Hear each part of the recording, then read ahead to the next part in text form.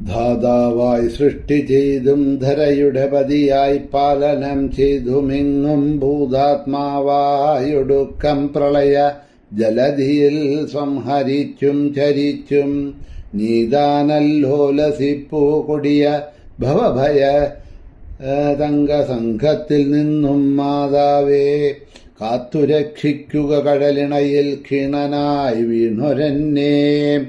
ദേവീ ശരണം അമ്മേ. സുപ്രഭാതം, ശുഭദിനം. എല്ലാ ധന്യാത്മാക്കൾക്കും പുലർകാലവന്ദനം. ശ്രീമദ് ദേവി ഭാഗവത നിത്യപാരായണ പരമ്പരയുടെ ഇന്നത്തെ യജ്ഞവേദിയിലേക്ക് സുസ്വാഗതം. ദ്വാദശ സ്കന്ധത്തിലെ ഷഷ്ഠാധ്യായമാണ് ഇന്ന് അവലോകനം ചെയ്യാൻ പോകുന്നത്.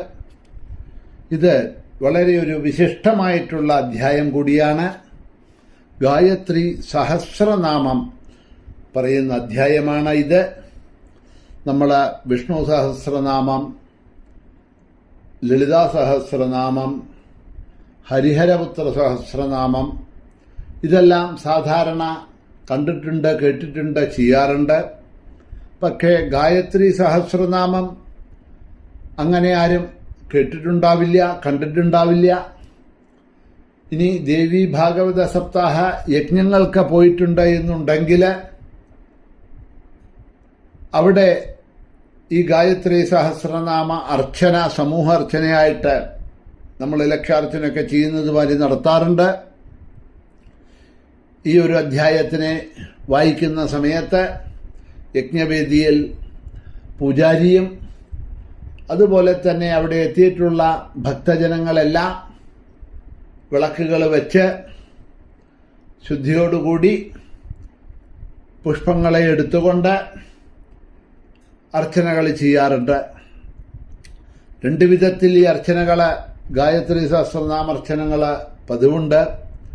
സപ്താഹ യജ്ഞവേദിയിൽ ഇത് വായിക്കുന്ന സമയത്ത് ചെയ്യുമ്പോൾ അത് നമ്മൾ ആ സ്തോത്രങ്ങളായിട്ട് വായിച്ചു പോകും, അപ്പം ചെയ്യാം. അതല്ലെങ്കിൽ ഒരു സന്ധ്യാസമയത്തൊക്കെ ഈ സഹസ്രനാമം നാമാവളിയായിട്ട്, ഗായത്രി സഹസ്ര നാമാവളിയായിക്കൊണ്ട് ചെയ്യാറുണ്ട്. ലളിതാ സഹസ്രനാമമൊക്കെ അങ്ങനെ നമ്മൾ ചെയ്യാറുണ്ടല്ലോ, നാമാവളിയായിട്ട് ചെയ്യാറുണ്ട്. ശ്രീമാത്രേ നമഃ എന്ന് പറഞ്ഞ് നമ്മൾ ചെയ്യാറുണ്ട്. ശ്രീമാതാ ശ്രീ മഹാരാജ്ഞി എന്ന് പറഞ്ഞ സ്തോത്ര രൂപത്തിൽ ചൊല്ലിക്കൊണ്ടും ചെയ്യാറുണ്ട്. രണ്ടു വിധേനയും ഈ ഗായത്രി സഹസ്രനാമം ചെയ്യാം. നാരദൻ നാരായണ മഹർഷിയോട് ഉപദേശിച്ചതനുസരിച്ച് ശ്രീ നാരായണ ഋഷി നാരദന് പറഞ്ഞു കൊടുക്കുന്നതാണ് ഈ ഗായത്രി സഹസ്രനാമം. സർവപാപങ്ങളെയും നശിപ്പിക്കുന്നതും വിദ്യാലാഭം ഉണ്ടാക്കുന്നതുമാണ് ഇത് എന്ന് പറയണു. ബ്രഹ്മജ്ഞാനവും മോക്ഷസാധനവും ആണ് ഈ ഗായത്രി സഹസ്രനാമം. അങ്ങ് ചോദിച്ചത് വളരെയധികം നന്നായി. ഗായത്രി സഹസ്രനാമത്തിനെ കുറിച്ച് പറയാം. ആ നാമങ്ങളെ ശുഭങ്ങളും സർവപാപങ്ങളെ ഇല്ലാതാക്കുന്ന ദിവ്യങ്ങളായിട്ടുള്ള നാമങ്ങളാണ്. സൃഷ്ടിയുടെ ആരംഭത്തിൽ ഭഗവാൻ അരുളി ചെയ്ത അത് ഞാൻ അങ്ങയോട് പറഞ്ഞു തരാം. ഈ 1008 നാമങ്ങളെയും ഋഷി ബ്രഹ്മദേവനാണ്. ഈ 1008 നാമങ്ങൾക്കുമുള്ള ഋഷി ബ്രഹ്മദേവനാണ്. അനുഷ്ടുപ്പാണ് ഛന്ദസ്. ഹല്ലുകൾ ഹ, യ, വ, ര, ല തുടങ്ങിയ വ്യഞ്ജനാക്ഷരങ്ങളെല്ലാം ഇതിന്റെ ബീജമാണ്. സ്വരങ്ങൾ ശക്തികളാണ്. അംഗന്യാസവും കരന്യാസവും മാതൃകാവർണ്ണങ്ങള് 51 മാതൃകാ അക്ഷരങ്ങൾ കൊണ്ട് ചെയ്യണം. ഇനി സാധകരുടെ മംഗളത്തിന് വേണ്ടിയുള്ള ധ്യാനവും ഉണ്ട്.